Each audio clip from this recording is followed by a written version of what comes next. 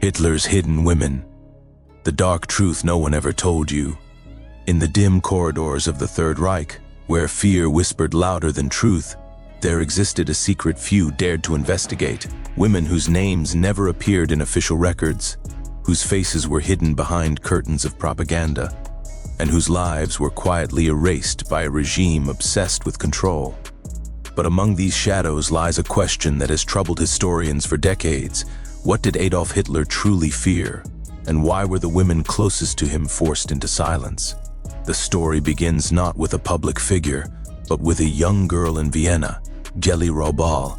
She was Hitler's half-niece, a vibrant, charismatic woman who became the central figure in his private universe long before he became the Führer. Their relationship, steeped in obsession and suffocating control, revealed a darker truth about Hitler's inner world. He isolated her from friends, monitored her movements, and dictated her choices. In 1931, when Geli was found dead from a gunshot wound in Hitler's apartment, the official report called it suicide. Yet the whispers that followed, rumors of emotional imprisonment, of violent arguments, of a relationship that defied moral boundaries, would haunt Hitler for the rest of his life. Her death became his most guarded secret, a wound he tried to bury beneath the rising thunder of National Socialism. As Hitler's power expanded, so did the circle of women who lived under his shadow. Eva Braun entered his life as a young photographer's assistant, captivated by the man who promised greatness, yet offered only distance and danger. While the world saw Hitler as the architect of war, Eva saw a man who kept her hidden from public view, instructing her to remain invisible so he could maintain the image of a solitary, selfless leader. She lived a life confined to the edges of his existence, dining alone while he held meetings, waiting behind closed doors as Europe burned, attempting suicide twice to pull his attention back toward her. Their relationship was not a romance illuminated by affection, but a careful performance of loyalty in a world where love was subordinate to ideology. Yet the truth stretches beyond these two women. Unity Mitford, an English aristocrat intoxicated by fascist ideology, pursued Hitler until she stood at his side, enthralled, devoted, and disturbingly admired by him. Her presence in his circle illustrated the lure he held over those who longed for belonging, revealing how charisma becomes a weapon when wielded by the ruthless. When war shattered her dream of a fascist alliance between Britain and Germany, she attempted to end her life, a moment that exposed not only her delusion, but the gravitational pull Hitler exerted on vulnerable minds. Then there were the women who served the regime. Magda Goebbels, the First Lady of the Nazi state, whose devotion to Hitler and to the ideology he represented drove her to poison her 6 children, rather than let them live in a world without National Socialism. Her final act remains one of history's most chilling testaments to the psychological grip Hitler held over those in his orbit. And yet, for all these connections, Hitler projected to the world a facade of purity, a leader married only to Germany, untouched by personal desire, devoted solely to the Reich. This was not humility, it was calculation. He believed romance weakened authority, that dependency eroded power. So he created a mythic image of himself as a solitary savior, emotionally untouchable, spiritually elevated above ordinary human needs. The women in his life, therefore, became inconvenient truths. They complicated the narrative of infallibility he crafted with relentless precision. Behind the walls of Berghof and the bunker, however, another reality lived. Hitler could be affectionate, possessive, jealous. He feared abandonment, yet refused to grant emotional equality. He sought devotion without exposure, intimacy without vulnerability. The contradiction between the public icon and the private man reveals a profound psychological fracture, one that shaped his decisions, his cruelty, and ultimately, his downfall. As the war turned against him, Eva Braun became the last remaining witness to his unraveling. While cities burned and millions suffered, She clung to the fantasy that love could survive the collapse of a world built on hatred. In the bunker beneath Berlin, she waited not for victory but for an ending. On April 29, 1945, they were finally married, an act more symbolic than romantic, a desperate attempt to restore a semblance of control over a life slipping into ruin. Less than 40 hours later, they died side by side, united in death in a way they never were in life. Their story, and the stories of the forgotten women who came before, exposes an unsettling truth. Absolute power demands the silence of those who know its weaknesses.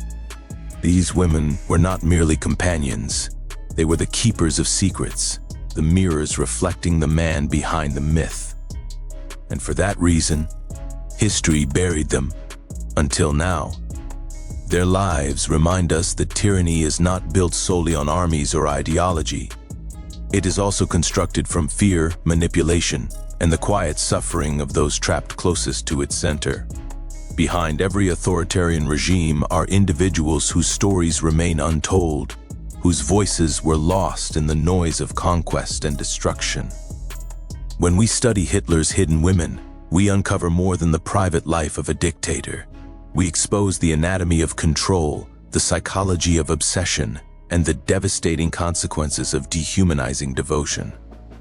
Their silence warns us that the greatest threat is not only the tyrant himself, but the world that allows him to rise unchecked. And so, the final question lingers long after the last page of history is written. How many hidden stories, how many erased lives, still lie beneath the ruins of power? The answer is a warning to us all. When loyalty becomes blindness, when admiration becomes submission, and when truth is sacrificed for the illusion of greatness, the cost is always measured in human lives. History remembers the tyrant. It is our responsibility to remember those he tried to erase. From the earliest days of his rise, Adolf Hitler understood a truth that many political figures only grasped too late. Power is not seized solely through strategy, military might, or ideology. It is seized through image.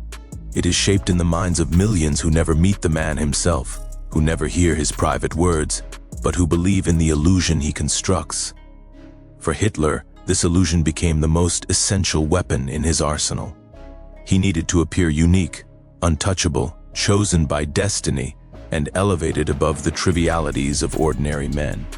And so, he carefully built the persona of a solitary leader, one who loved nothing but Germany, who lived only for the mission of national revival, who walked alone, roughed the battlefield of history, without the distractions of personal attachments.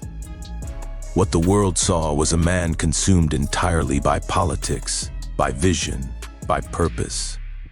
What they did not see were the silent rooms, the closed doors, the women whose names were erased, and the lives intentionally hidden, for fear they might disrupt the perfection of the myth. Hitler knew that in a nation devastated by World War I, scarred by humiliation, and searching desperately for redemption, the idea of a heroic, self-sacrificing leader would be intoxicating. Germany needed a savior, not a husband, not a lover, not a man weighed down by private obligations. A savior must stand alone. In every speech, every photograph, every piece of propaganda, Hitler made sure he appeared as the embodiment of controlled strength, a person whose entire existence revolved around the future of the German people. The public never saw him strolling with a companion, laughing intimately with a woman, or behaving as a man with normal human flaws. Even in relaxed settings, propaganda photographers were instructed to capture him with soldiers, with children, with party officials, never with the women who shared his private life. His image was a cathedral built from secrets, and he protected it with an intensity that revealed both fear and strategy. This obsession with public perception shaped how he interacted with every woman in his orbit. Even as early as the 1920s, when Geli Raubal lived under his roof, he forbade her from appearing publicly as anything more than a distant relative.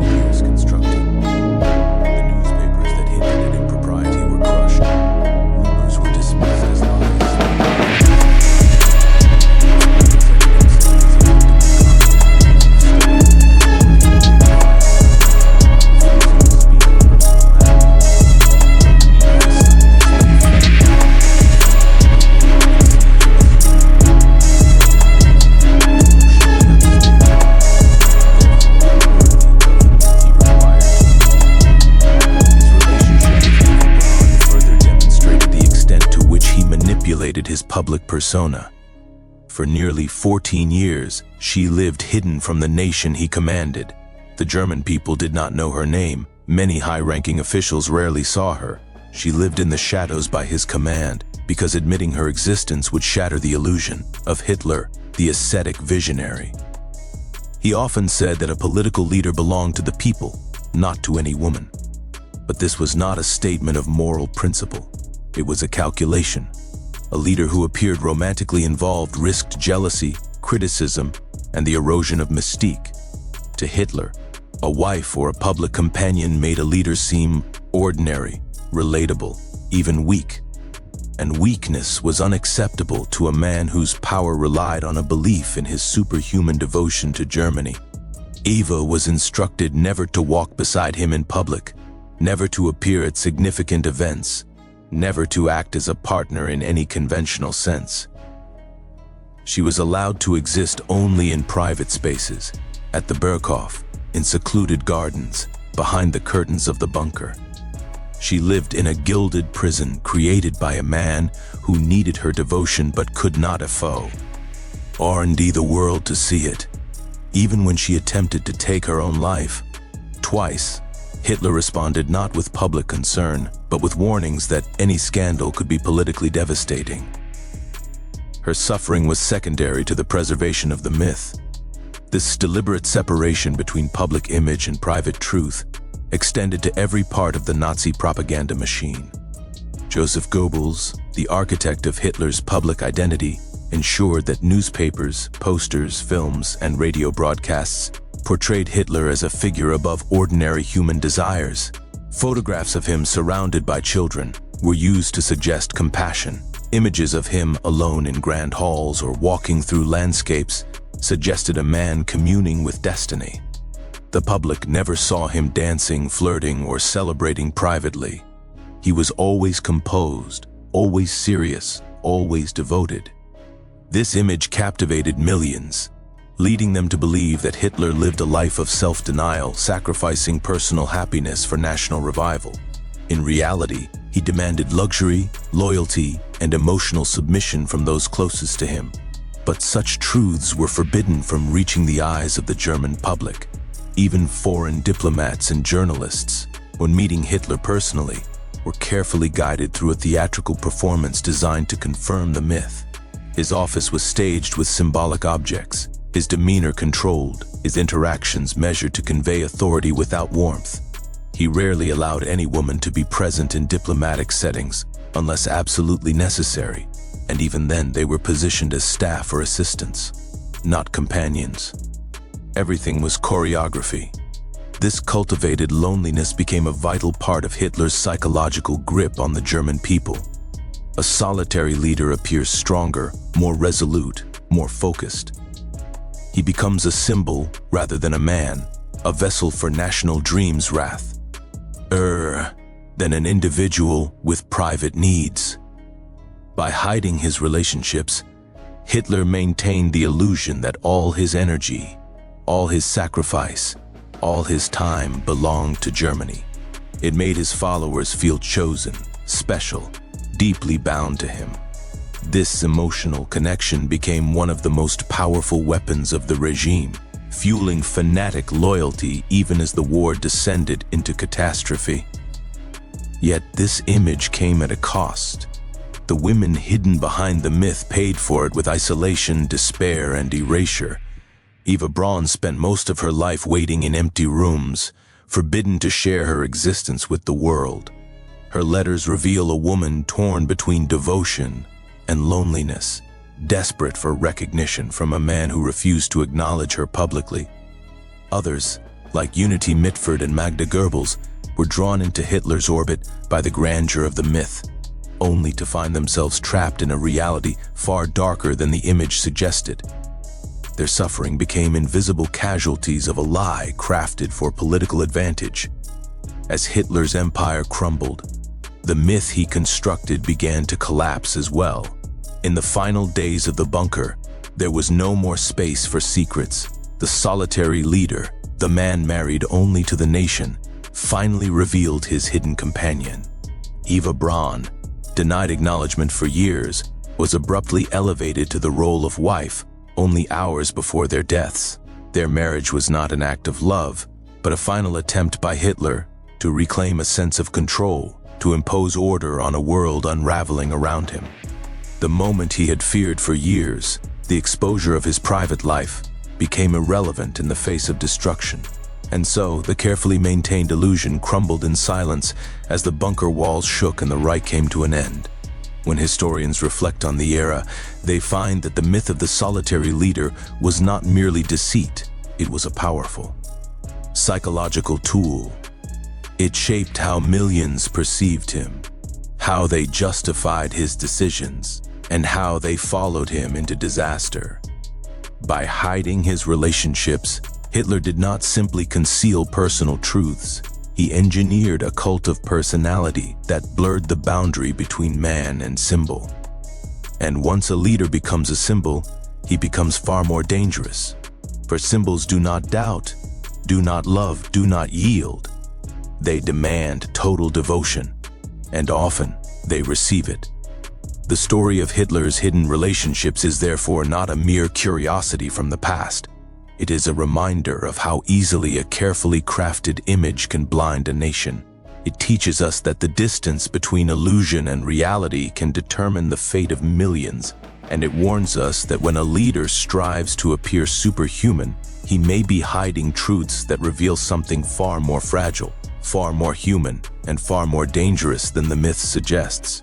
She was young, bright, full of promise, and unaware that her life would become one of the darkest, most contested secrets in the private world of a man who would plunge the world into war. Gysi Raubal, Adolf Hitler's half-niece, entered his life long before he became the Führer, long before the world trembled at the sound of his voice, long before his name became synonymous with destruction.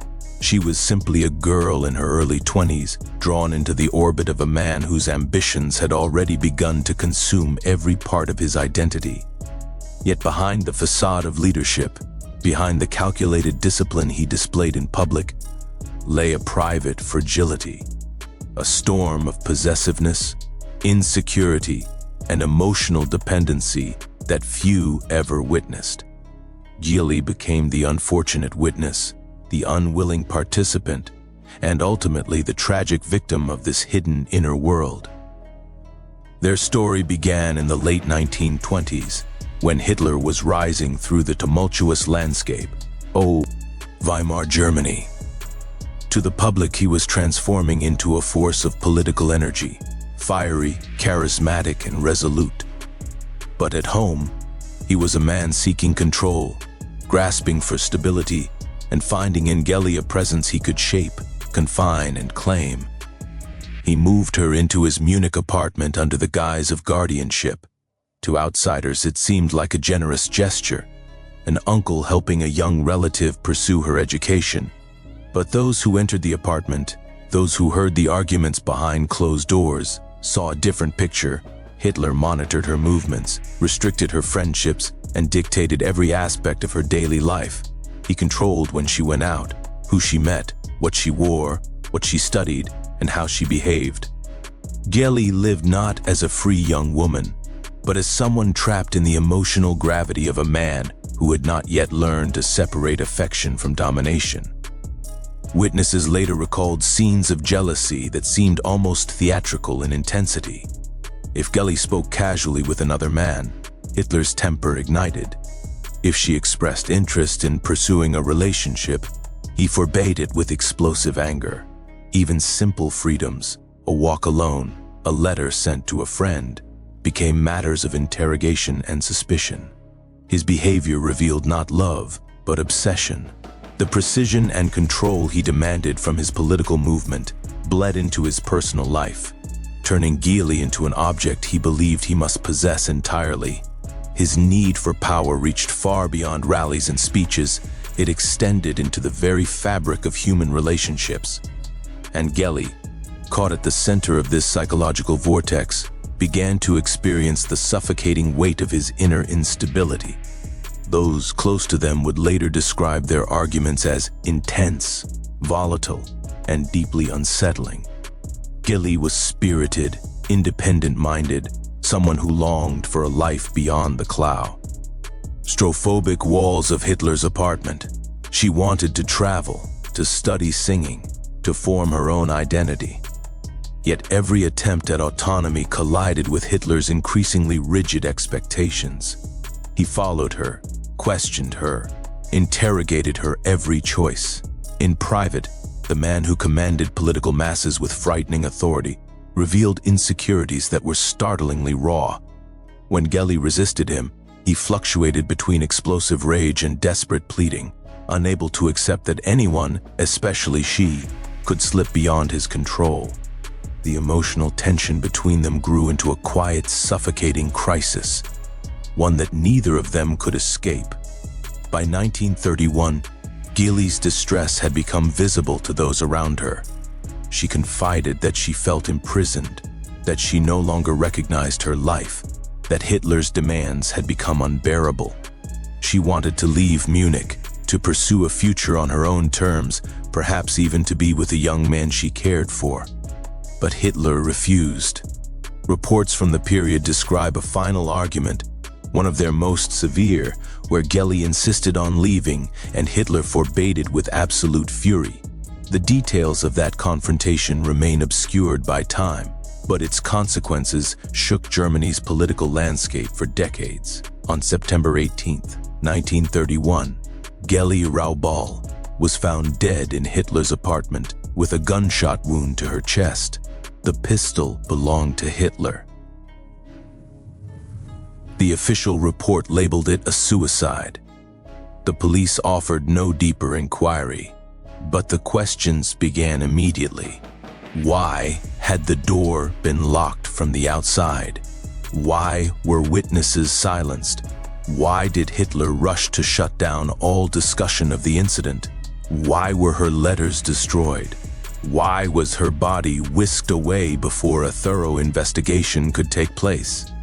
Every detail seemed to carry the fingerprints of fear. Fear that the truth would irreparably tarnish the carefully crafted image of a rising political leader. Hitler's reaction to her death was a complex blend of grief and self-preservation. Publicly, he retreated into a performance of solemn mourning, withdrawing temporarily from political life. But privately, he fell into a profound emotional collapse. Those around him described him as inconsolable, hysterical, and consumed by a guilt that manifested in erratic and unpredictable behavior. He visited Geli's grave obsessively. He insisted that she had been the only woman he ever truly loved. He surrounded himself with photographs of her, keeping her memory alive in a way that appeared less like devotion and more like fixation. And yet, even in his grief, he recognized the political danger Geli's death posed. If the public learned of the true nature of their relationship, if they suspected scandal, violence, or emotional instability, his rise could come to a swift end. Thus began a campaign of silence. Newspapers that hinted at impropriety were threatened or shut down. Political rivals who attempted to use the incident against him found themselves targeted by intimidation and legal pressure. The narrative was controlled with precision. Geli had been unhappy, stressed, overwhelmed, and had tragically taken her own life. No further questions needed to be asked. In this version of the story, Hitler became a heartbroken guardian, a man whose noble care had been repaid with tragedy. It was a lie designed to salvage his reputation, yet it concealed a much darker truth, one that historians would attempt to unravel for generations. The tragedy of Geli Raubal illuminated a part of Hitler's personality that the world was never meant to see, the profound emotional instability that lurked behind his disciplined public mask. His need to control her, his jealousy, his possessiveness, his inability to tolerate the slightest challenge to his authority, all of it foreshadowed the same traits he would later unleash upon an entire nation. Geli's death was not merely a personal catastrophe. It was a glimpse into the psychological architecture of a dictator. Her life revealed how power, when rooted in insecurity, spirals into obsession. Her final days showed the destructive consequences of a man who equated love with domination, care with confinement, and loyalty with absolute obedience. In the years that followed, Hitler would rise to the highest seat of power, and the world would know him as the architect of war, genocide, and destruction. But those who knew the story of Geli Raubal also knew that the seeds of his destructive nature were already visible, long before he held a nation in his grip. The emotional volatility he displayed with her, the inability to cope with rejection, the aggressive need for control. These traits would echo on a far larger, far more catastrophic scale once he commanded the machinery of the state. Geli's memory faded from public discussion, buried beneath the rubble of war and the ashes of the regime. But her story remains one of the most revealing windows into the private world of Adolf Hitler. She exposed his vulnerabilities, his darkness, and the dangerous psychology that fueled his rise. Her tragedy became an unspoken chapter of a history that shaped the modern world, a chapter that reminds us that the signs of tyranny often begin behind closed doors, in the quiet suffering of individuals whose stories are overshadowed by the noise of power. Geli Raubal's death was not simply a moment of personal despair. It was the first great fracture in the myth of Adolf Hitler. And through that fracture, history would later glimpse the man behind the dictator, a man whose emotional instability, when magnified by power, would become one of the greatest threats humanity has ever known. She was the woman the world was never meant to see, a figure who lived behind closed curtains, whose footsteps were soft enough to never echo through the corridors of power, whose existence was hidden with deliberate care by a man obsessed with preserving the myth of himself. Eva Braun was not merely a secret companion. She was the physical embodiment of Hitler's refusal to allow personal intimacy to threaten the image he constructed with ruthless discipline. Her life, confined to the shadows of the Third Reich, reveals the isolation, manipulation, and emotional emptiness that defined Hitler's private world. And through her story, we uncover a darker truth, that even the smallest glimpse of humanity was too dangerous for the man who demanded absolute devotion from millions. When Eva Braun met Hitler, she was only a teenager working as an assistant in Heinrich Hoffmann's photography studio. He was already a rising political figure known for his intensity, for his speeches that stirred crowds into frenzy, for his presence that demanded attention. But privately he was withdrawn, elusive, a man whose emotional life had been scarred by the tragedy of Geli Raubal. Eva was young, impressionable, intrigued by the air of mystery that surrounded him. To her, he seemed powerful and fascinating, someone whose attention could transform an ordinary life into something extraordinary. Yet she could not have known that stepping into his world meant surrendering her identity, her freedom, and eventually even her voice. Hitler approached relationships with the same precision he applied to political strategy. He needed loyalty without public involvement, affection without visibility, companionship without interference. The idea of being perceived as a husband, a partner, or even a man capable of human attachment threatened the myth he relied upon. The German people admired him as a leader who lived solely for German. Why? A man untouched by personal desires or obligations.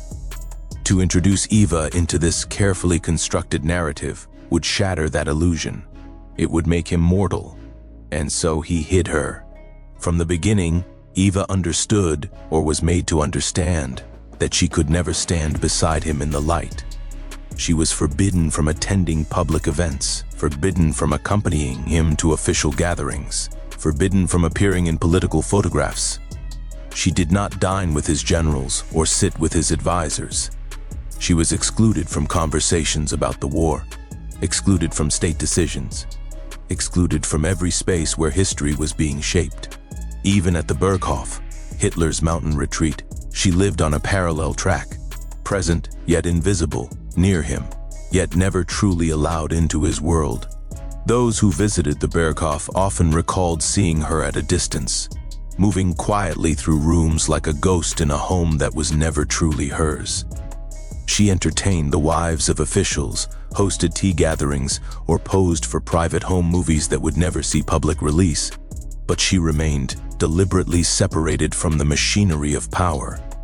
The men who served Hitler noticed that she never interfered, never challenged him, never demanded a place at the table. She had learned that her value in his eyes depended on her silence. Yet beneath this silence lived a woman experiencing a profound loneliness. Her letters and diary entries revealed a life of waiting for Hitler to return from meetings, from speeches, from battles, from the world he refused to share with her. She wrote about evenings spent alone, about longing for recognition, about feeling like a stranger in the life she chose. She decorated her rooms with bright colors and light fabrics, attempting to bring warmth into an environment dominated by authoritarian austerity. But the contrast only highlighted the divide between them. She was a woman seeking a normal life inside the home of a man who despised normality. Hitler's control over her was absolute. She could not travel without permission. She could not pursue friendships not approved by him. He even monitored her family interactions. At times, she became so overwhelmed by the emotional confinement that she attempted to end her life, not once, but twice. These attempts were not cries for death, but for acknowledgement. They were acts of desperation from a woman who realized she had become a decoration in the background of a man who demanded unwavering devotion. Hitler reacted to her suicide attempts with a blend of irritation and cold reassurance. He arranged for better living conditions, granted her slightly more freedom, showered her with gifts, yet still insisted she remain hidden. His gestures were never acts of emotional vulnerability. They were strategies to maintain control. Eva's existence was permitted only as long as it posed no threat to his public image, no challenge to his authority, no reminder to the world that he was human. She adapted to this life with a combination of resignation and idealism. She convinced herself that being near him was worth the cost of invisibility. She embraced a fantasy that love could exist in the shadows, that devotion could replace the normal pleasures of companionship. She surrounded herself with hobbies, fashion, photography, dance, and exercise, activities that allowed her to carve out small spaces of personal joy in a world that otherwise ignored her presence. Meanwhile, Hitler transformed increasingly into a figure consumed by destiny. As the war intensified, he distanced himself even further from personal relationships. His emotional world shrank to the size of the Reich's ambitions. While he directed military campaigns and envisioned grand plans for Germany, Eva watched silently from behind the curtain, forbidden from discussing strategy or expressing concern. To the public, Hitler remained the solitary leader, the man married only to Germany, the figure of unbroken resolve. Eva became the hidden woman behind the myth, the proof of his humanity that he refused to acknowledge. Yet she remained loyal, even as the war turned against Germany, even as the walls of the Reich began to crack. Eva refused to leave him. She had the opportunity. Her family urged her to escape. His generals suggested she flee, but she insisted that her place, even in invisibility, was beside the man she had devoted her life to. When Hitler retreated into the bunker beneath Berlin in the final months of the war, Eva followed. Down in the dim corridors where the last days of the Third Reich played out in chaos, she finally became visible, not to the public, but to the small circle of officials witnessing the end. In the bunker, there was no more audience to deceive, no more photographs to stage, no more myth to maintain. And in that final collapse of image, Hitler allowed Eva into the last remaining fragment of his life. On April 29, 1945, just hours before the Soviet forces encircled the city, Hitler agreed to marry her. It was a gesture of resignation, not romance, a final act of control breaking under the weight of inevitability. For years, he had denied her a public identity. Now, in the underworld of a dying regime, he offered her a title that came too late to matter. Their marriage was brief, shadowed by the knowledge of impending death. They shared a final meal, exchanged quiet words, and prepared for the fate they both understood. Less than 40 hours later, they ended their lives side by side. Eva Braun's life is one of history's most haunting footnotes, not because she chose to love a man responsible for unimaginable horrors, but because she lived as the silent witness to his private complexity. She was the spectator to the darkness behind the dictator, the hidden reminder that power built on myth cannot tolerate human intimacy. Her existence reveals a truth about Hitler that history often forgets. He feared vulnerability as much as defeat. He feared companionship as much as betrayal. He feared anything that might expose him as a man rather than the symbol he forced the world to see. Eva Braun symbolizes the cost of this fear. She lived in the shadows not because she lacked importance, but because her presence threatened the illusion that sustained the regime. She was never allowed to be a partner, never allowed to be a public figure, never allowed to exist in the world he ruled. And in that silence, her life exposes the emptiness at the center of Hitler's power, a void where intimacy should have lived, a hollow where humanity should have been. Her story is tragic not only because of how it ended, but because of how it was lived, quietly, invisibly, and always just beyond the edge of the spotlight that illuminated one of history's darkest figures. Through her, we see the fragility of the man behind the dictator, and through her silence, we hear a warning that echoes through time.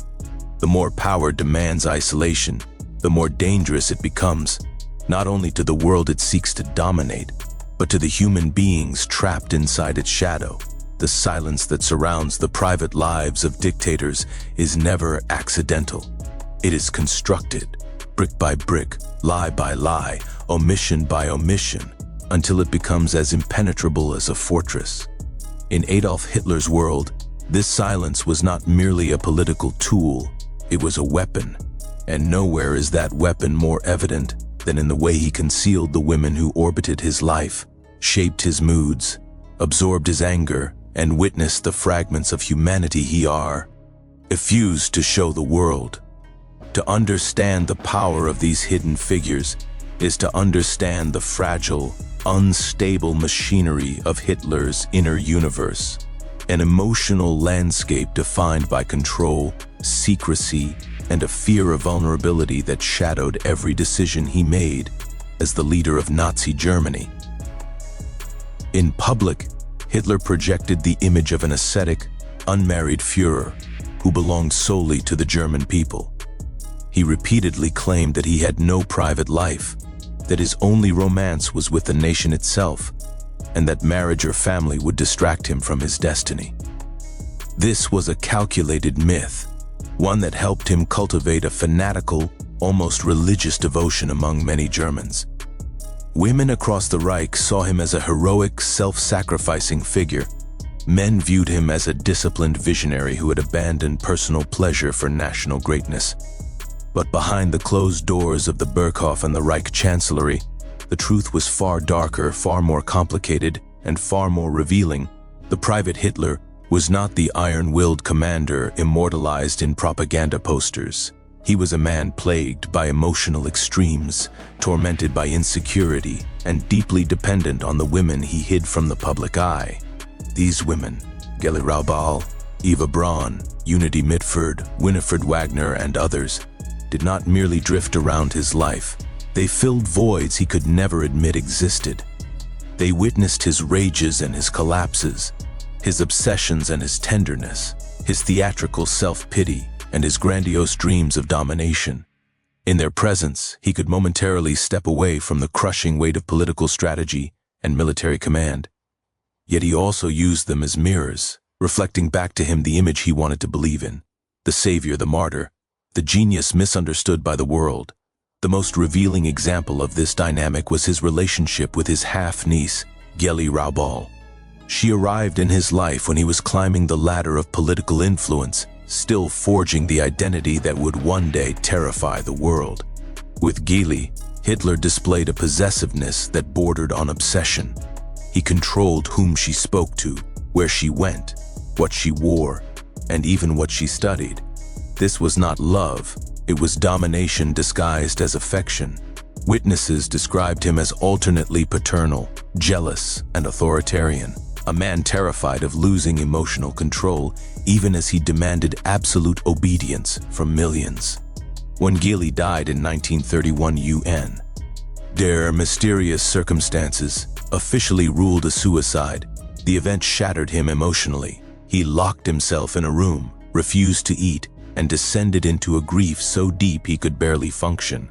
Yet he ordered that her death remain hidden from the public narrative of his life. A martyr for Germany could not appear as a man broken by private tragedy. The silence around Geli's death became one of the earliest pillars of the mythic Führer persona.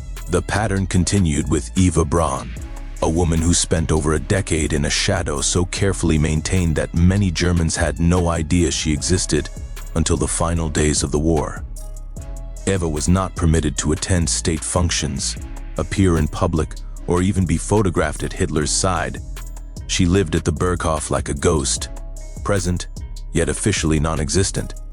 Her role in Hitler's life was both intimate and inconceivably lonely. She entertained him, soothed him, absorbed his indifference, and accepted a life of confinement in exchange for proximity to the most feared man in Europe.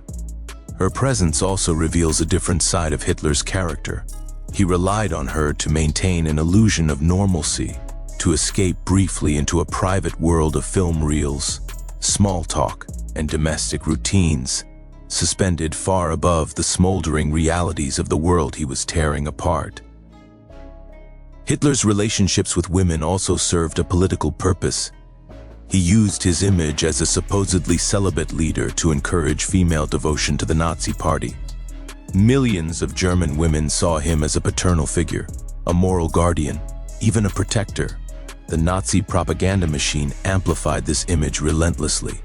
Posters and films depicted him as a man who sacrificed family for the nation, a leader too dedicated to his mission to indulge in romantic entanglements. This was not merely a personal preference, it was a calculated strategy to strengthen Ono loyalty to the regime.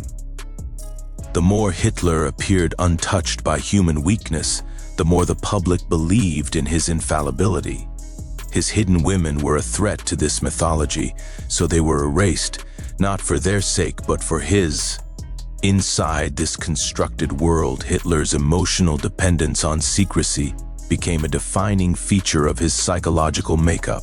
He feared exposure, not just political, but personal.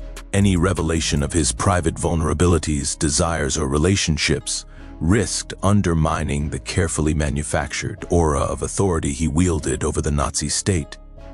His inner circle understood this, and they enabled his concealment. Diaries were destroyed, photographs hidden, visitors screened, and conversations controlled. Even those closest to him, Goebbels, Bormann, and Himmler, spoke of the Führer's private life with reverence and caution, as if accessing it required entering a sacred shrine. This intense secrecy reflects a deeper truth. Hitler's need for absolute control extended beyond nations and armies. It permeated his personal relationships. He could not tolerate unpredictability or emotional complexity. The women around him were carefully chosen because they accommodated his dominance, never challenging his authority, never threatening his fragile self-image. And yet, paradoxically, their presence reveals a Hitler utterly dependent on emotional caretakers. He needed admiration, loyalty, and unconditional acceptance, qualities he sought from these women because he could not risk seeking them from the broader world. Understanding this emotional dependency helps explain the decisions he made during the war. A leader who cannot tolerate personal vulnerability is a leader who will avoid admitting mistakes, refuse to retreat even when defeat is certain, and respond to challenges with escalating ruthlessness. The same psychological rigidity that governed his private life fueled the catastrophic decisions that engulfed Europe in flames. As his inner circle shrank and paranoia grew, the isolation that had always defined his personal relationships expanded outward into his leadership style. He cut himself off from military advisors, ignored intelligence reports, and increasingly made strategic decisions based on emotion rather than logic. The man who could not allow women in his life to make independent choices was the same man who could not allow generals to question his commands. The final chapter of these hidden relationships came in the bunker beneath Berlin as the Third Reich collapsed.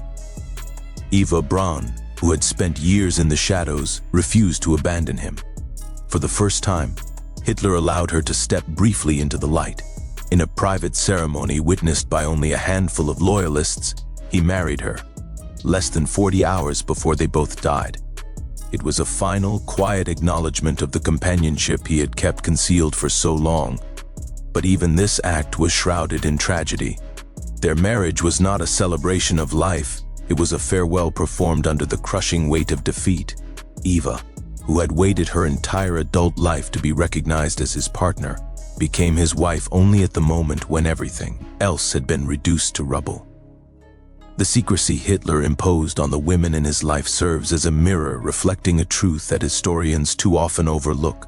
Behind acts of tyranny lie fragile emotions: fear, insecurity, loneliness, and obsession. These forces, hidden beneath the surface, shape decisions that can alter the course of history. In Hitler's case, the need to maintain an image of invincibility, the need to avoid emotional dependence, and the need to control every relationship created a psychological environment in which compromise was impossible, vulnerability was forbidden, and reality itself was ignored.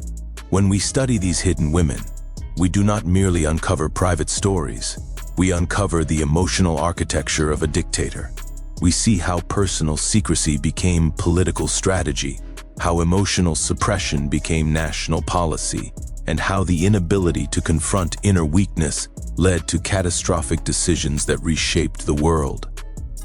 The dark truth is that the private man behind the public monster was not empty. He was overflowing with emotions he refused to acknowledge. And in that refusal, he created a world that demanded silence, obedience, and sacrifice from millions. In the end, the women Hitler hid were not simply footnotes in history. They were silent witnesses to a man whose inner turmoil shaped the fate of nations. Their lives remind us that power built on secrecy is always unstable, that leaders who fear vulnerability become dangerous, and that the greatest tragedies in history often begin not on the battlefield, but in the shadows of the human heart. In the vast architecture of totalitarian power, the most dangerous threats are often not armies, governments, or political rivals, but secrets. Secrets that, if revealed, could fracture the illusion of invincibility on which a dictator's authority is built. In Adolf Hitler's case, his greatest fear was not that his military strategies might fail or that his enemies might overpower him. His deepest fear was far more personal, that the world might see the man behind the mask, the human being behind the myth, the vulnerable figure behind the Führer.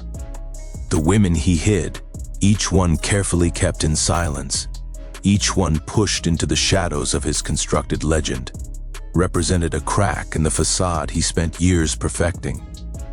Their existence threatened to expose a truth he could never allow the public to see, that the all-powerful leader of the Third Reich was not a superhuman force of destiny, but a man whose private life contradicted every principle he preached. The Nazi regime depended on an image of Hitler as a messianic figure, pure, disciplined, self-denying, devoted entirely to the nation. Propaganda portrayed him as a man untouched by ordinary human temptations. He was the Führer who worked late into the night, who sacrificed comfort for duty, who belonged not to a single woman but to an entire people. German mothers were encouraged to raise their sons for him. German girls taught to see him as the embodiment of national virtue, and German men instructed to regard him as the ultima example of strength and focus. This myth became one of the pillars of Nazi loyalty, inspiring devotion that bordered on religious worship. But the reality was very different. Hitler's emotional life was messy, unpredictable, and profoundly human. It included jealousy, dependency, grief, fear, and an overwhelming need for control. For someone who built his rule on the idea of ideological purity, the revelation of such private complexity would have been devastating. It would have shattered the carefully constructed illusion on which his power rested. The threat was not merely that people would see him as weak, it was that they would see him as hypocritical. Hitler preached the values of sacrifice, discipline, and devotion to the state. Yet privately he indulged in comfort, surrounded himself with luxury at the Berghof, absorbed the attention of multiple women, and lived a life far removed from the hardships facing the ordinary German citizen. Even worse, his relationship stood in direct contradiction to the image of masculine austerity he used to inspire loyalty. A leader who claimed to reject romantic distractions was, behind closed doors, deeply dependent on companionship, affection, and emotional caretaking. This contradiction had political consequences. In a regime built on myth, any detail that weakened that myth threatened the entire structure of power. Hitler understood this instinctively. He knew that dictators do not survive because they are loved or even because they are feared. They survive because they are believed. The moment people see the man instead of the myth, the spell breaks. Trust wavers, doubt spreads, loyalty fractures, and Hitler could not afford the slightest fracture. His leadership depended not on collective decision-making or institutional stability, but on the absolute belief that he alone possessed the vision and strength to guide the German nation. The women in his life represented a truth that undermined that foundation. They showed he was not alone, not self-sufficient, not immune to human need. So he hid them, not for their protection but for his own. The stakes were even higher because Nazi ideology was built on rigid, unforgiving ideas about purity, strength, and personal sacrifice. Hitler's relationship with his half-niece, Geli Raubal, violated the moral teachings he imposed on the German people. His relationship with Eva Braun contradicted his public claims of celibacy and self-denial. His admiration for Winifred Wagner, a woman deeply loyal to him, blurred the boundaries between private affection and political favoritism. If Germans had known of these relationships in detail, it would have sparked scandal, curiosity, and gossip, forces capable of eroding the public's awe and reverence. The threat extended beyond politics. Hitler's enemies, foreign and domestic, could have used these relationships to undermine him. Personal vulnerability is a source of leverage. Emotional attachments create points of pressure. Had the world known that the Führer was emotionally dependent on young women whose influence he could not fully control, it would have complicated his diplomatic image and damaged his standing among his generals. Dictators cannot afford to appear imperfect, not even in their private lives. Every weakness becomes a weapon waiting to be used against them. Hitler's paranoia amplified this fear. As the war progressed, his trust in others diminished rapidly. He became convinced that betrayal lurked in every corner. He suspected treachery among military leaders, among party officials, among foreign governments, and even among those who had once stood closest to him. But the women in his life were uniquely dangerous because their power was emotional, subtle, and private. They saw him in moments of exhaustion and despair. They heard him complain, doubt, and confess. They witnessed the fragile side of a dictator whose public persona demanded absolute, unwavering confidence. The more Hitler relied on them for emotional stability, the more urgently he felt the need to hide their existence. The contradictions multiply when one considers the nature of totalitarian propaganda. Hitler used women extensively in Nazi imagery, but not as equals or partners. He used them as symbols, mothers, caretakers, embodiments of racial purity. The ideal German woman was expected to be loyal, obedient, fertile, and devoted to the nation. She was not supposed to possess agency, ambition, or political influence. If the public had seen how much Hitler relied on women in private, it would have exposed a silent hypocrisy at the core of Nazi ideology. It would have shown that the Führer himself did not live by the values he forced upon millions. In this sense, the women he hid became symbols of the gap between ideology and reality, between myth and humanity, between the man Hitler was and the figure he pretended to be. Their existence threatened the Nazi regime not because they were politically active or subversive, but because they revealed too much truth. They reminded the world that dictators are not forces of nature. They are human beings capable of insecurity, jealousy, longing, and error. And dictatorship thrives only when humanity is erased. By hiding these women, Hitler was not simply concealing private relationships. He was safeguarding the illusion of omnipotence that kept the Third Reich intact. Every diary destroyed, every photograph suppressed, every rumor silenced served the same purpose: protecting the myth of a man who belonged to no one but the nation. But myths are fragile things. They crack under pressure. And as the war turned against Germany, the cracks began to widen. The more desperate Hitler became, the more intensely he clung to the idea of himself as a prophetic figure. And yet, even in the bunker, as the walls shook with Soviet artillery, he surrounded himself with the same women he had spent years hiding. Eva Braun stayed by his side, loyal even as the world collapsed. The women of his staff followed him underground, continuing to serve him as if the Reich still stood unbroken above them. In those final hours, the myth dissolved completely. The Führer, the untouchable leader, died not alone on a battlefield or in a blaze of heroic sacrifice, but in a concrete room, accompanied by the very woman he had told the world did not exist. Their presence in his final moments reveals something fundamental.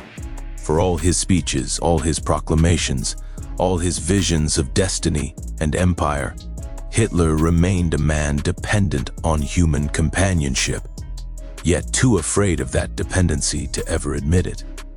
The women he hid were not threats to his political power, they were threats to his emotional armor. And in the world he built, where vulnerability was forbidden, truth itself became dangerous.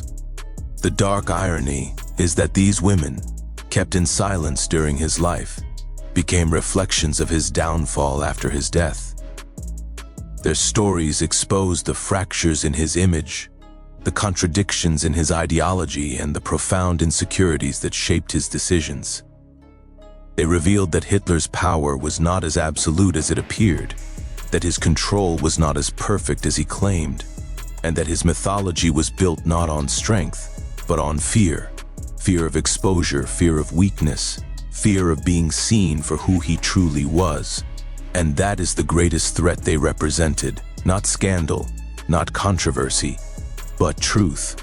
The truth that behind every dictator's mask lies a fragile human being who fears the world will discover he is not a god, but a man. In the story of Adolf Hitler, every decision he made rippled outward into consequences so vast that they altered the destiny of continents.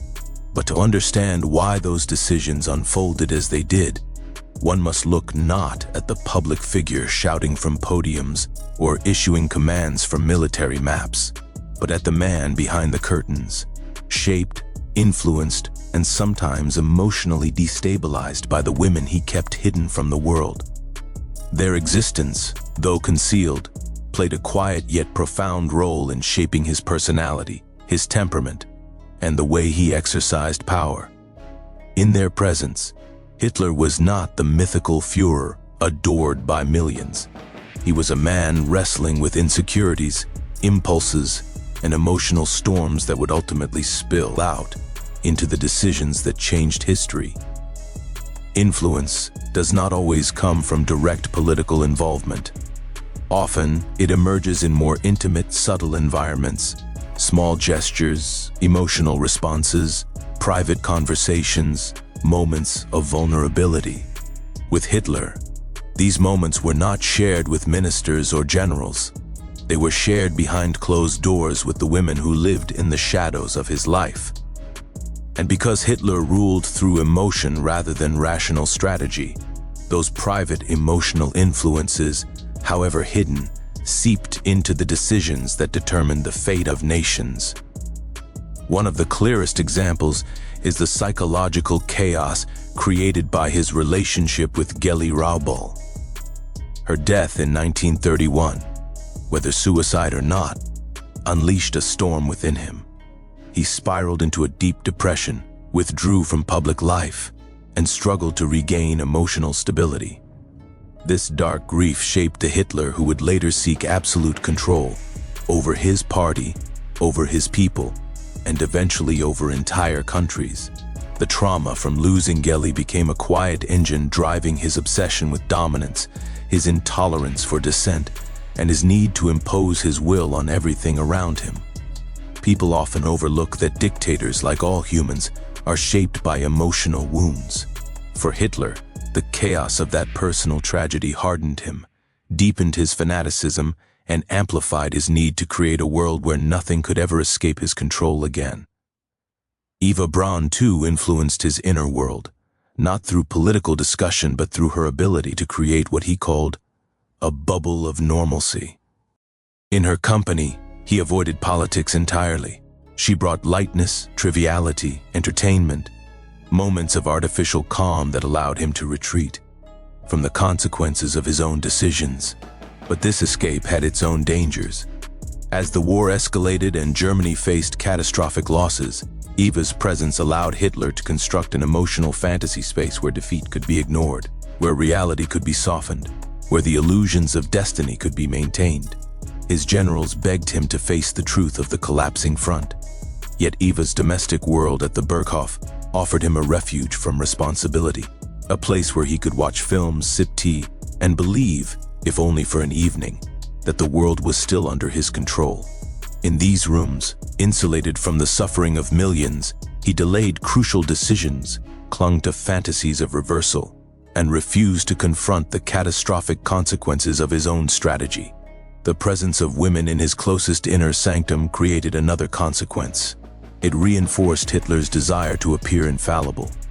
He could not show weakness before them, could not admit defeat, could not reveal doubt.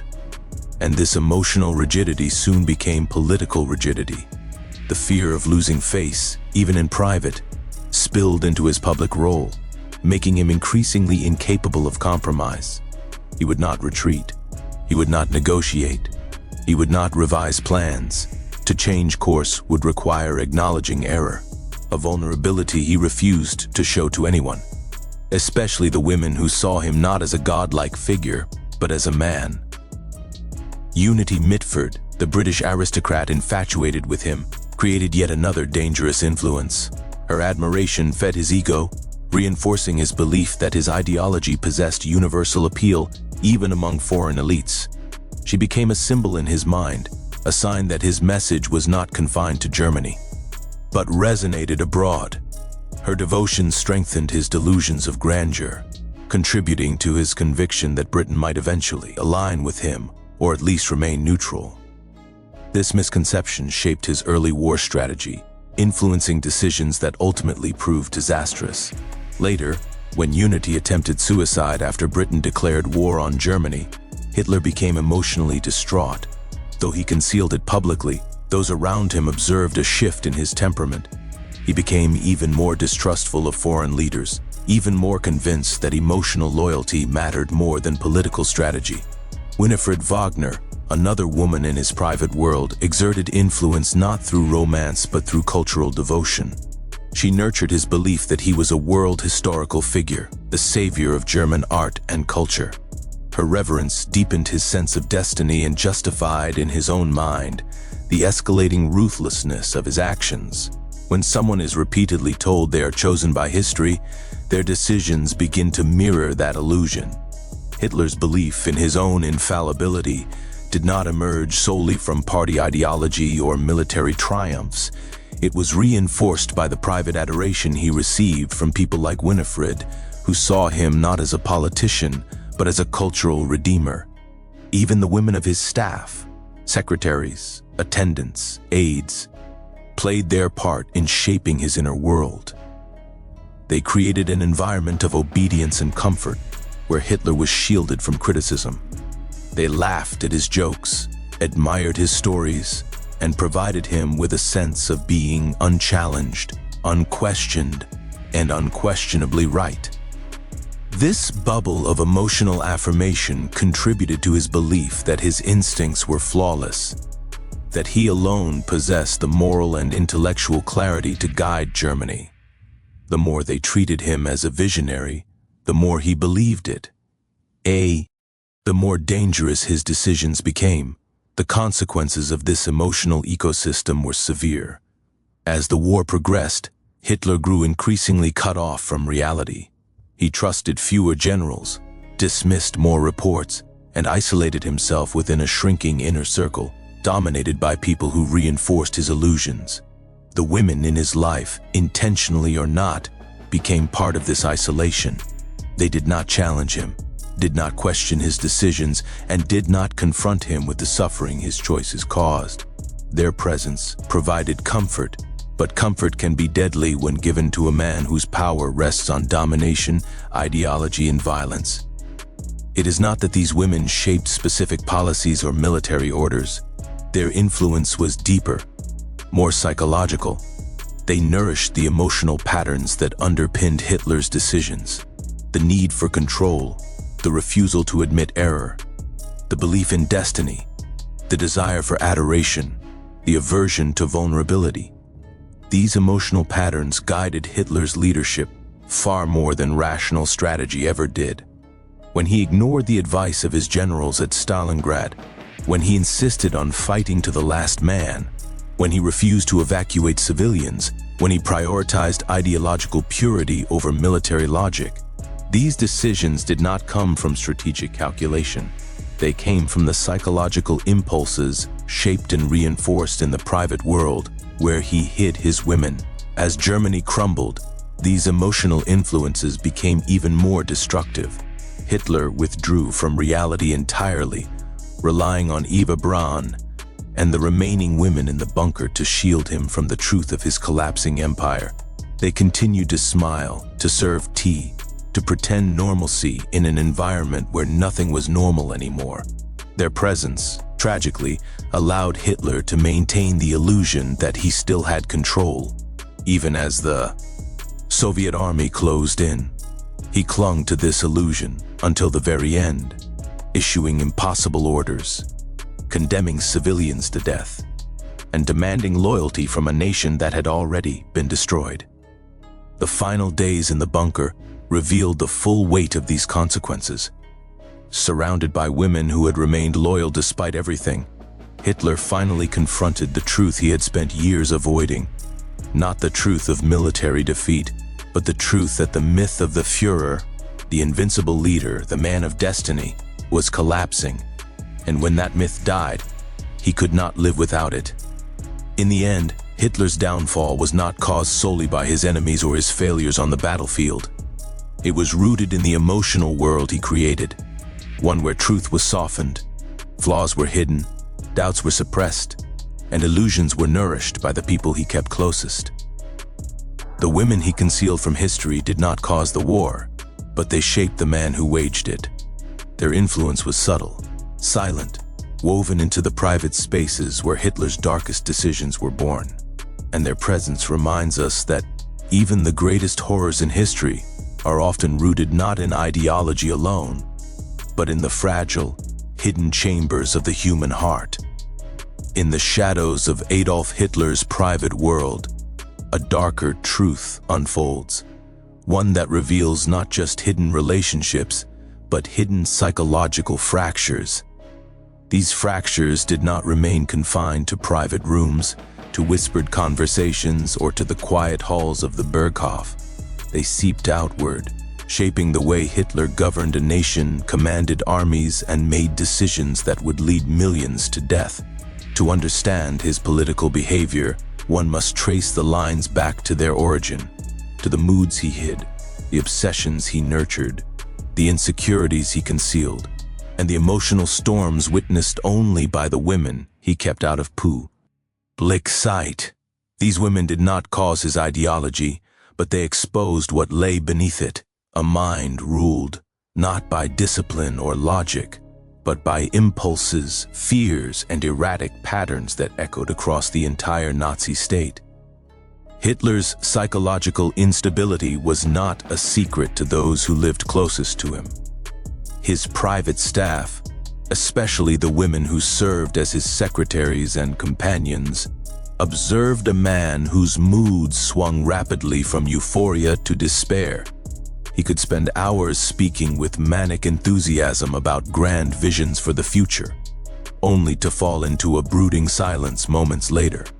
He would laugh at trivial jokes during dinner, then erupt into furious monologues in the middle of the night. These unpredictable emotional shifts were not symptoms of stress alone. They were part of a deeper instability that he kept hidden from the German public.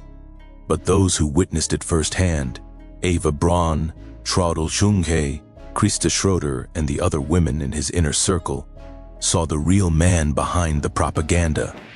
Their diaries, letters, and memoirs, written after the war, describe a leader who lived suspended between illusions of grandeur and abyssal moments of internal collapse. He craved admiration, yet isolated himself from meaningful connection. He demanded loyalty, yet rejected any form of emotional challenge.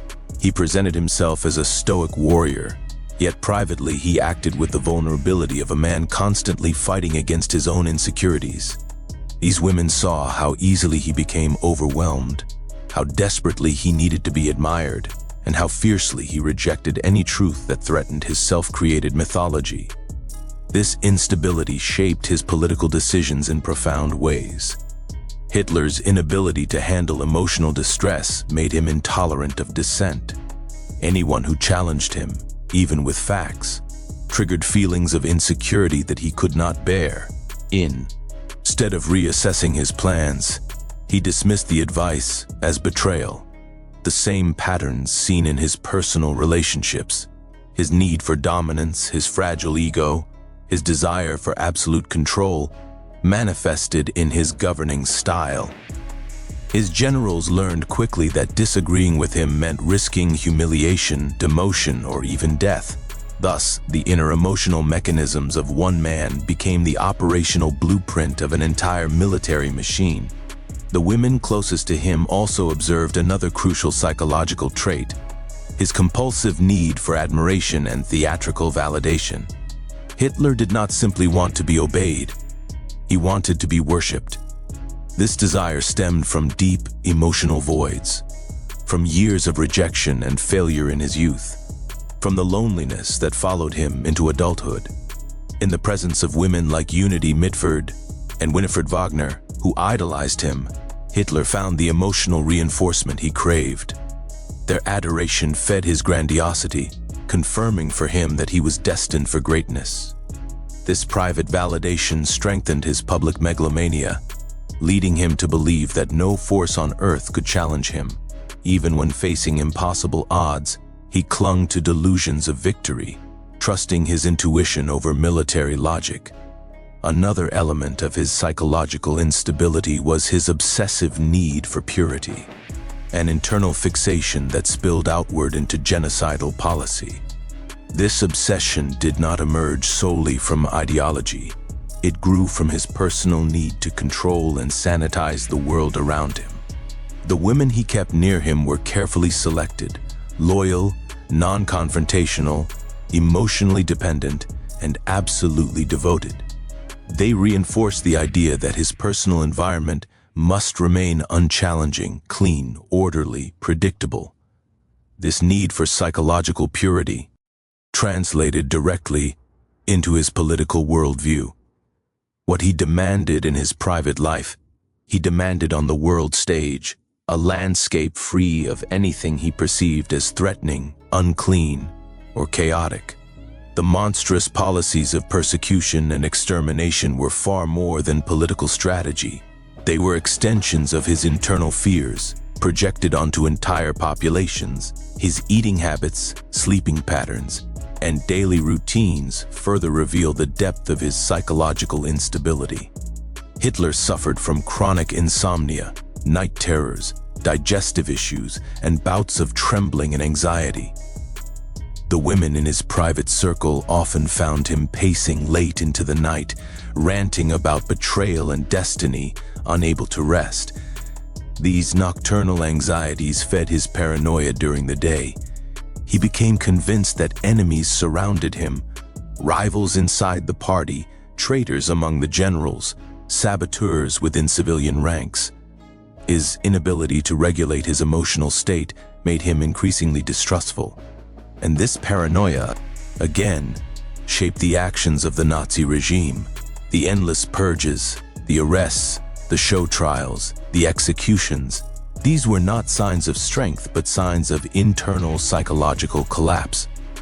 The women who witnessed these breakdowns were powerless to intervene. They lived in a world where they could provide comfort, but never correction.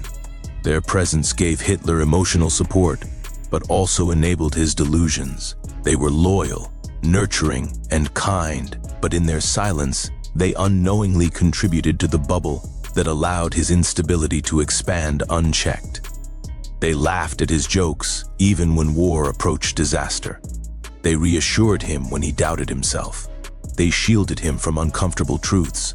Their loyalty created an emotional cocoon, a place where Hitler never had to confront his failures or reconsider his decisions. In this cocoon, his instability deepened, and Ned, becoming the invisible engine driving the catastrophic choices that followed.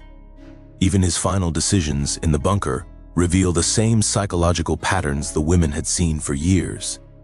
As the Red Army closed in, Hitler's emotional world collapsed. He withdrew into delusion, believing that phantom armies could save Berlin, that betrayals in the ranks were to blame for everything, that fate would rescue him at the last moment. The women around him, Eva Braun, Traudl Hunge, Gerda Christian, tried to maintain a semblance of normalcy, but the truth was unavoidable. The dictator who once commanded millions now trembled over maps he refused to believe. He raged at imagined enemies, blamed his allies, cursed the German people for failing him, and abandoned all rational thought. His psychological instability became the final architect of his downfall. And yet, even in these final moments, the women remained at his side. Their loyalty, born perhaps of fear, indoctrination, or misguided devotion, provided him with the emotional insulation that defined his entire reign. They witnessed the last stage of a mind unraveling, a man destroyed not only by war, but by the illusions he created. And in witnessing it, they offered history its most haunting insight, that dictators do not collapse solely from external pressure, but from the internal fractures that eventually tear them apart.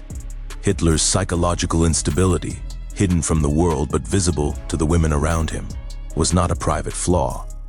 It was a force that shaped countries, ruined lives, and fueled a war that consumed centuries of human progress. His insecurities became national policy. His obsessions became military orders. His paranoia became state doctrine. His emotional volatility became a weapon aimed at millions. The hidden women in his life did not write laws or command armies, but they saw the truth the world could not see, the truth of a man whose mind was too unstable to govern even himself, yet was allowed to govern an empire. Their stories remind us that the darkest chapters of history often emerge from the deepest fractures of the human psyche, fractures that grow unseen until they break the world around them. The story of Hitler's hidden women cannot be understood without recognizing the quiet, corrosive force of fear that governed Nazi Germany. Fear did not simply live in the streets, in the prisons, or in the political chambers. It seeped into private rooms, intimate conversations, and the hearts of those closest to the dictator himself. Explore the intimate circle around Hitler, and one finds that fear dictated every breath, every S, tep, every whispered sentence in the dimly lit corridors of power. for the women linked to him, whether through love, manipulation, coercion, or mere proximity. Fear was not a companion. It was a prison.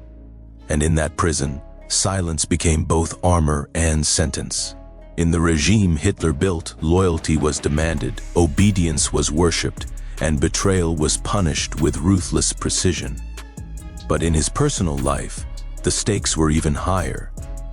Hitler lived in constant dread of vulnerability, terrified that emotional intimacy might expose the fragility beneath his cultivated image.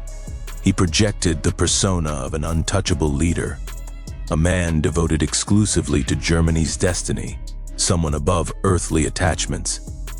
Yet behind closed doors, his relationships told the opposite story. He was possessive, controlling, and emotionally volatile, and the women around him became mirrors reflecting the darker corners of his psyche. Fear bound them to him in ways far more insidious than chains. They knew that proximity to Hitler meant invisible eyes studying their every move. The Gestapo monitored conversations, intercepted letters, and listened at doors. A careless comment, a misunderstood gesture, even a moment of sadness could trigger investigations. The women were trapped in an emotional labyrinth where loyalty was demanded, but trust was never granted. Their world became a stage on which they were forced to perform an illusion of contentment, admiration, and unbreakable devotion. To stumble on that stage was to risk disappearance. The fear was not only political, it was deeply psychological. Hitler's rages were infamous sudden storms that erupted without warning. In these private tempests, he unleashed his frustration, paranoia, and despair. The women closest to him learned to anticipate the shifting winds of his moods, adjusting their behavior to avoid provoking his fury. They lived in a state of constant vigilance, reading expressions, silences, and even breathing patterns. They became experts in surviving his emotional instability. This vigilance drained them, eroding their identities until many existed only as extensions of his needs.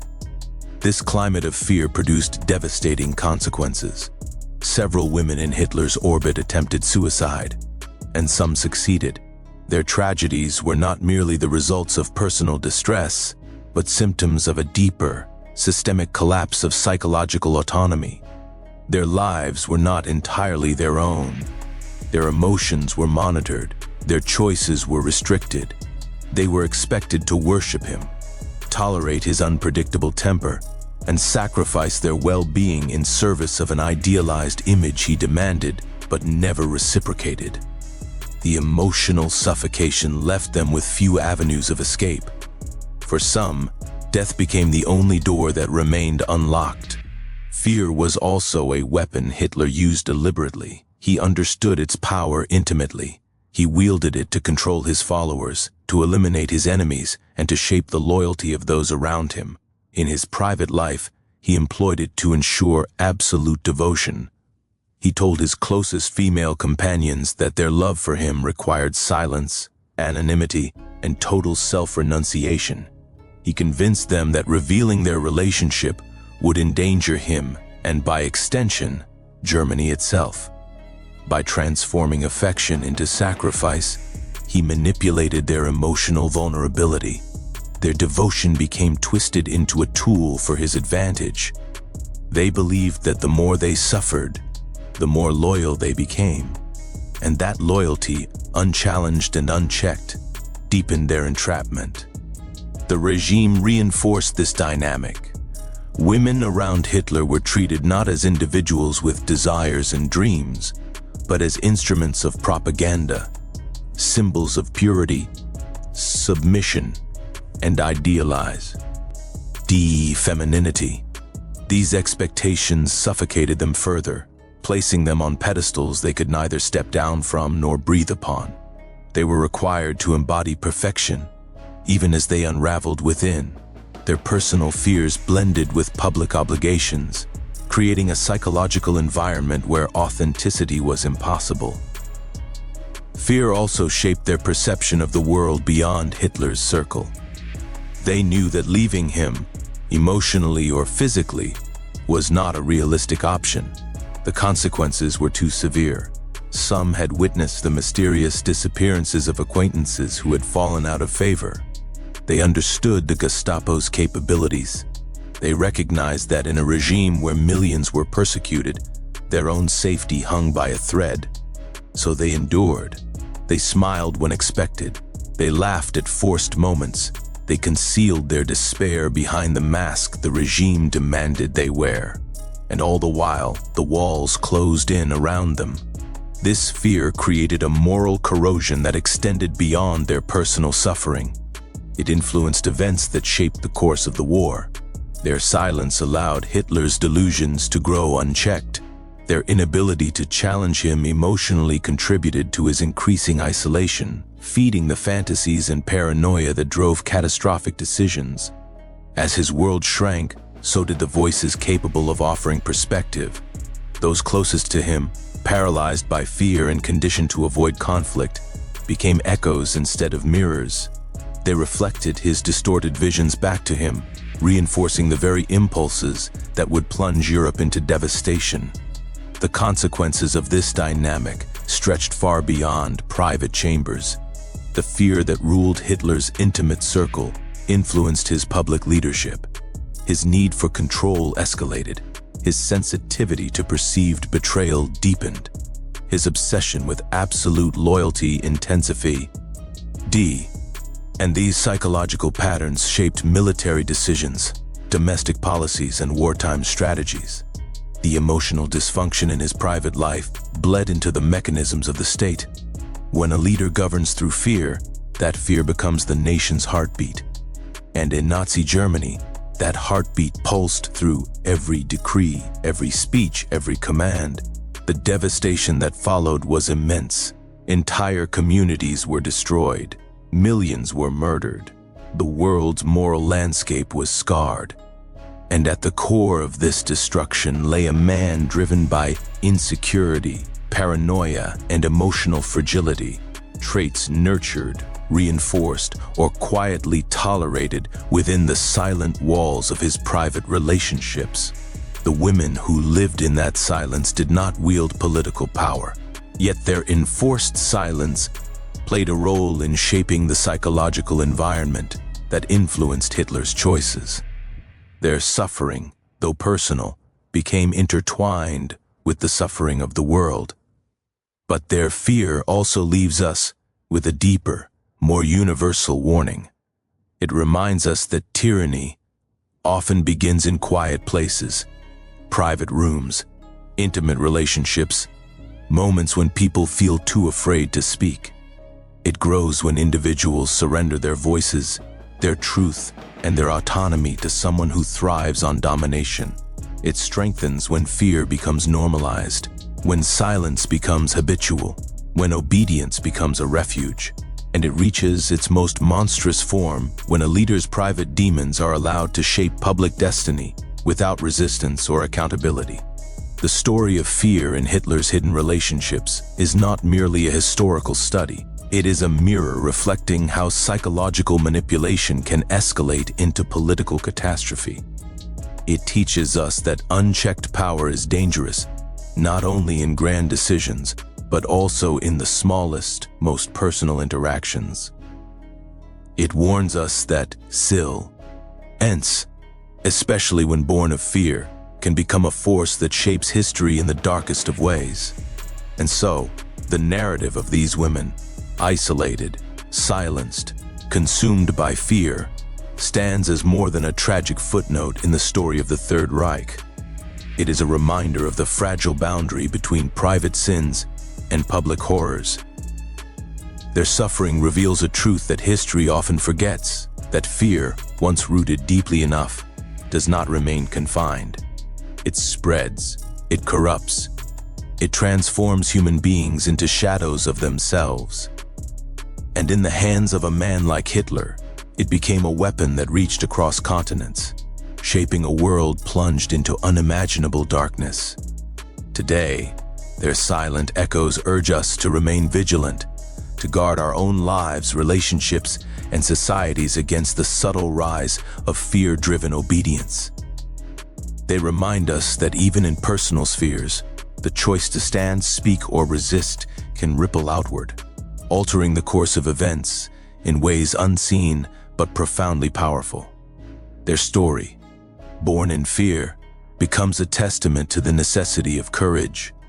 If there is one truth hidden beneath the ruins of the Third Reich, it is that absolute power reshapes not only nations, but human relationships in ways that are subtle, corrosive, and profoundly tragic.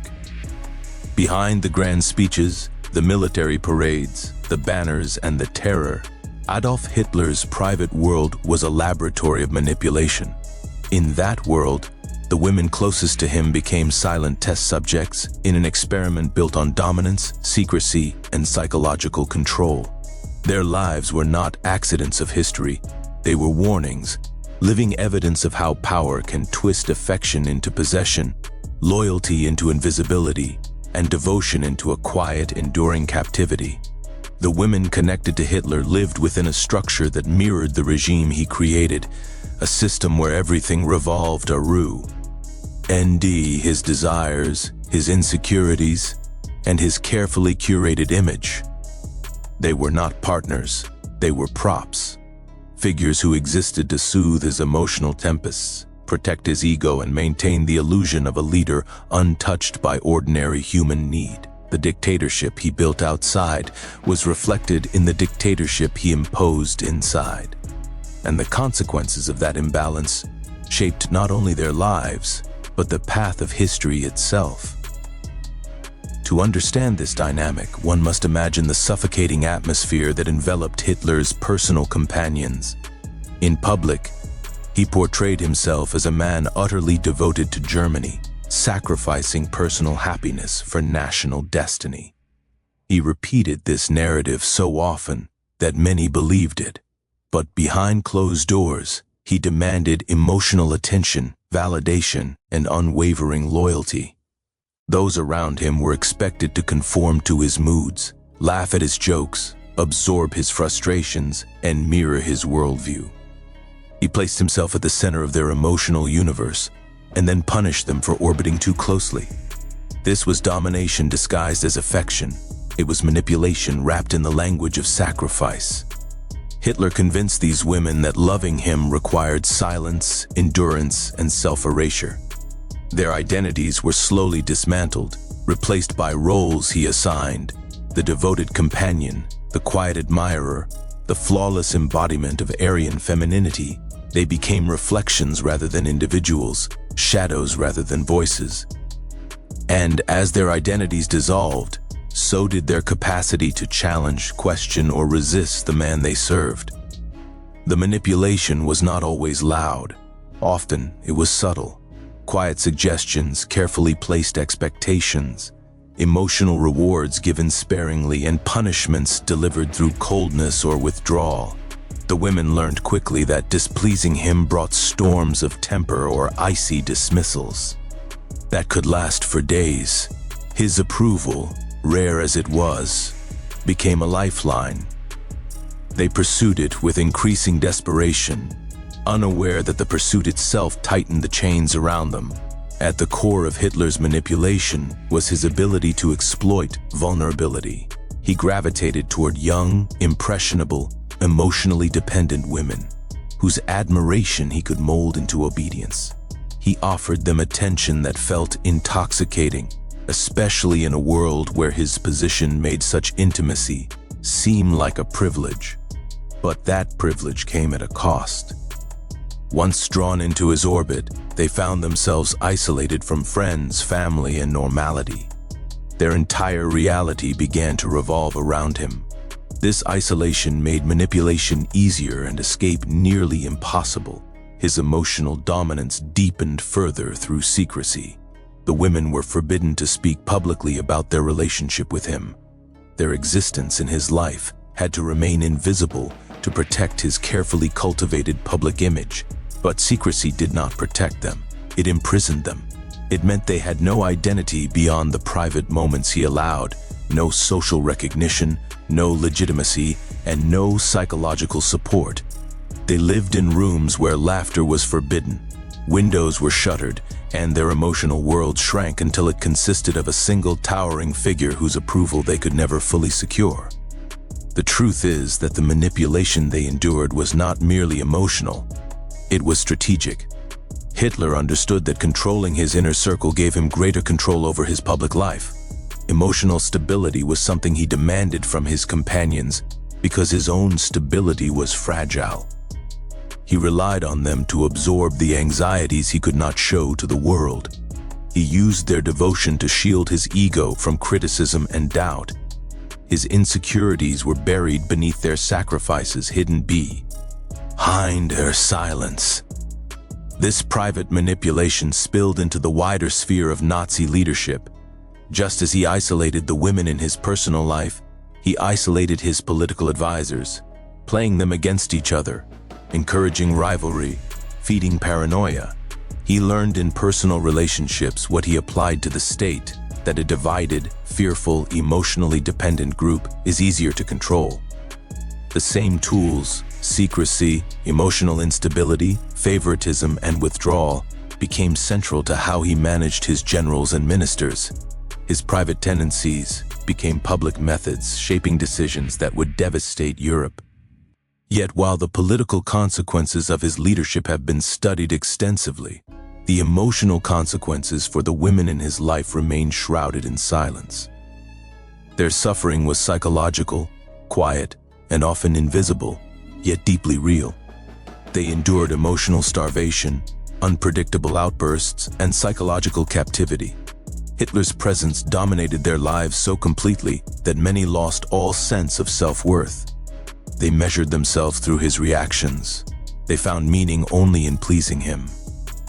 Over time, their mental health deteriorated, and several attempted to escape through the only door they believed remained open: death.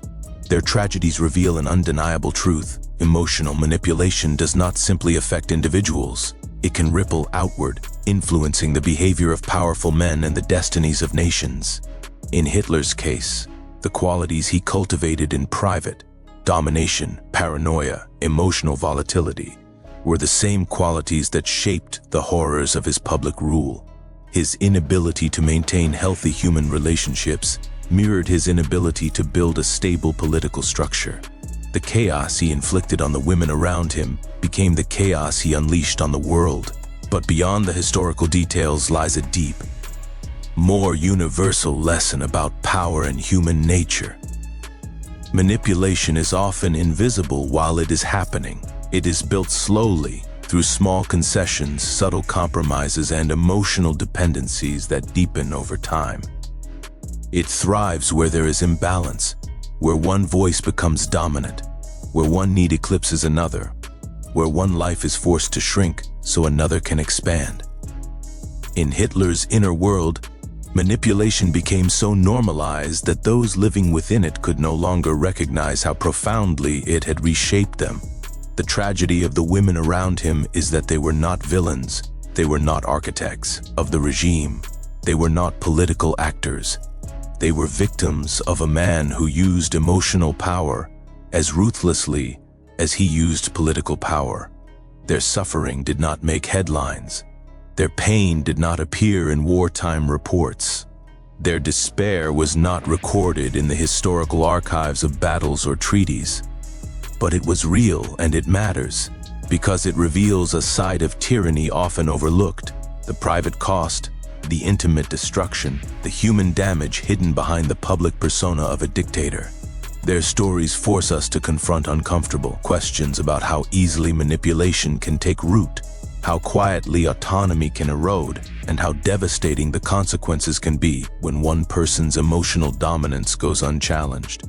These women lived in a world where objecting felt impossible, where silence felt safer, where surrender felt inevitable. And in that silence, Hitler found the perfect environment to nurture his darkest impulses. The lasting warning of their experiences is not only about Hitler, it is about the nature of control itself. Whether in a nation, a relationship, a workplace, or a community, manipulation begins when one person believes they have the right to dictate another's identity, It grows when fear replaces honesty, when loyalty replaces self-respect, and when silence replaces truth.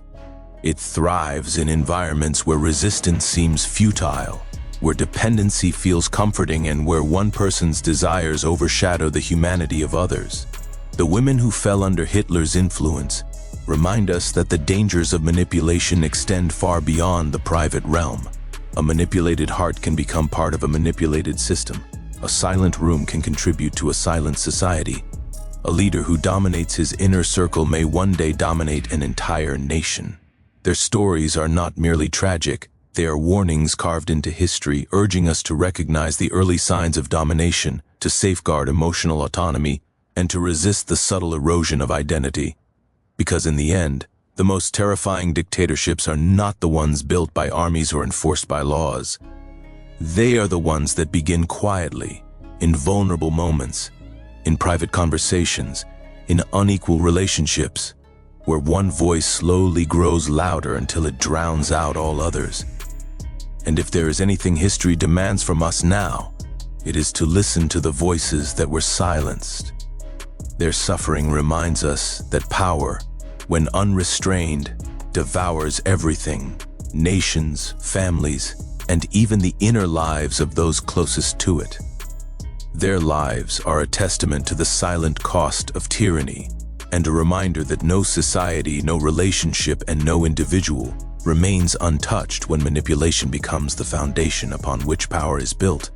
Their echo reaches us still, urging vigilance, compassion, courage, and the refusal to surrender our voice to anyone who seeks to control it.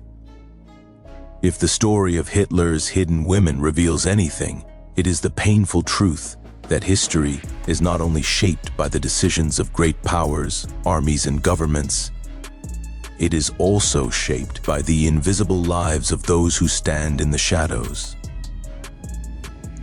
The women Kahn, seated to Adolf Hitler, were not commanders, strategists, or political figures. They did not alter war plans or sign decrees. Yet their suffering, their silence, and their entanglement with one of the most destructive figures in modern history provide a window into a deeper truth: that the human tragedies behind a dictator often illuminate the moral cost of his power more clearly than any battlefield. To reflect on their lives is to confront a part of history that cannot be measured in military statistics or political outcomes. Their existence forces us to look beyond the obvious horrors of the Third Reich, the invasions, the death camps, the broken cities, and into a quieter, more intimate form of devastation. Their experiences show how cruelty can begin in personal relationships long before it expands into national policy. And in that understanding lies a universal warning: that tyranny often takes shape not only through public acts of violence, but through private acts of domination, isolation, and emotional erasure. The tragedy of these women is that they lived at the center of the storm yet had no power to stop it. They witnessed glimpses of Hitler that the world never saw: his insecurity, his need for control, his dependency on adoration, his fear of vulnerability, and his emotional volatility. They knew the man behind the myth, the fragile ego inside the tyrant, the paranoia hidden beneath the uniform, the emptiness behind the speeches. But their knowledge came with chains. They could not share it, challenge it, or escape it. And in that confinement, they became silent participants in the psychological machinery that allowed Hitler to remain insulated from reality. Their silence was not complicity. It was a survival strategy. But survival in a regime built on fear has a cost. These women lost their identities, their autonomy, their dreams. Some lost their sanity. Some lost their lives. They became invisible both in Hitler's world and in the pages of history that followed. And yet their invisibility makes their story even more haunting. They remind us that behind every figure of immense power lies a private world where human lives are often broken quietly, far from the eyes of the public. When we reflect on their suffering today, we see a truth that history often ignores: that personal relationships can be used as tools of control in the same way governments use laws, armies, or propaganda. Hitler manipulated the emotions of those closest to him with the same cold precision that he manipulated the German nation. He isolated them, fed their dependence, rewarded their obedience, and punished their doubts. His private life was a microcosm of his regime, a smaller stage upon which the same patterns of dominance played out. Understanding this dynamic forces us to reconsider how dictatorships evolve. It reveals that the seeds of tyranny often sprout long before they reach the public sphere. They grow in private behaviors, private attitudes, private abuses.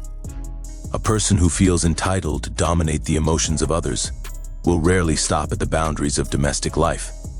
When given political authority, personal tendencies become national policies. Private cruelties become public catastrophes. This is why the stories of Hitler's hidden women matter. They show that emotional abuse, when left unchecked, can escalate into societal trauma. They show that power, once allowed to operate without accountability, will spread until it infects every corner of a nation. They show that silence, even when born from fear, creates space for brutality to flourish. Their suffering becomes a mirror, reflecting how ordinary individuals can be swallowed by the ambitions of a man who sees others not as human beings, but as instruments of his own will. As we look back today, their experiences invite us to question how we understand history. It is easy to focus on the battles, the treaties, the speeches, the political moves. But the foundation of a dictatorship often lies in the unseen moments, the quiet coercion, the emotional manipulation, the erosion of empathy, the normalization of dependency. Without understanding these intimate dynamics, we risk seeing only the surface of history while missing the deeper forces that shape it. The stories of these women also challenge us to think about the nature of power itself. What does it mean when one person's desires override the dignity of others? How does a leader's emotional instability ripple outward to affect millions? How can private dysfunction become public tragedy? Hitler treated the women in his life as if they existed solely for his comfort, his image, his emotional needs. He saw them as supporting characters in a narrative where he alone was hero, prophet, and savior. This mindset did not stay locked in private rooms. It carried directly into the way he ruled Germany, with the belief that others existed only to serve his vision, that dissent was betrayal, that suffering was irrelevant, that empathy was weakness, and that destruction was acceptable if it secured his legacy. The emotional toll his inner circle endured becomes a warning for all societies, that the character of a leader matters profoundly. A person who shows cruelty in private will eventually show cruelty in public. A person who demands obedience from those closest to him will demand it from entire nations. A person incapable of genuine compassion in intimate relationships will rarely show it in politica. Decisions. The line between private and public conduct is far thinner than we like to imagine. Reflecting on this, we are forced to grapple with a chilling realization. The women who lived in Hitler's shadow were not simply historical figures, they were early witnesses to a tragedy that soon engulfed the world. The emotional violence they endured foreshadowed the physical violence Germany would later unleash. Their despair hinted at the despair of millions. Their silence resembled the silence of a society that felt powerless to resist. Their suffering was a small, human-scale version of the suffering Hitler would magnify on a global scale. And so, the legacy they leave us is not merely a story of personal sorrow. It is a reminder of the responsibility we bear when choosing whom to elevate, whom to trust, whom to follow. It teaches us that the most dangerous individuals are often those who seek to control the emotions and minds of others. It warns us that domination, even when disguised as affection or loyalty, is always the first step toward larger abuses. And it urges us to recognize the humanity of those who live in the shadows of powerful figures, for their experiences may reveal truths the world desperately needs to see. In the end, the women tied to Hitler leave us with a message that transcends their time. Their suffering tells us that power without empathy is a threat to every human life it touches. It tells us that the private behavior of leaders matters as much as their public actions. It tells us that silence, even when understandable, can allow darkness to spread unchecked. And it reminds us that the cost of tyranny is always paid first by the vulnerable, the voiceless, the unseen. Their lives, though overshadowed by the enormity of the war, deserve remembrance. Not because they shaped history directly, but because their stories reveal how easily human beings can be erased in the orbit of a man driven by hunger for control. They remind us that every dictatorship begins with small steps, one silenced voice, one manipulated relationship, one unchecked cruelty.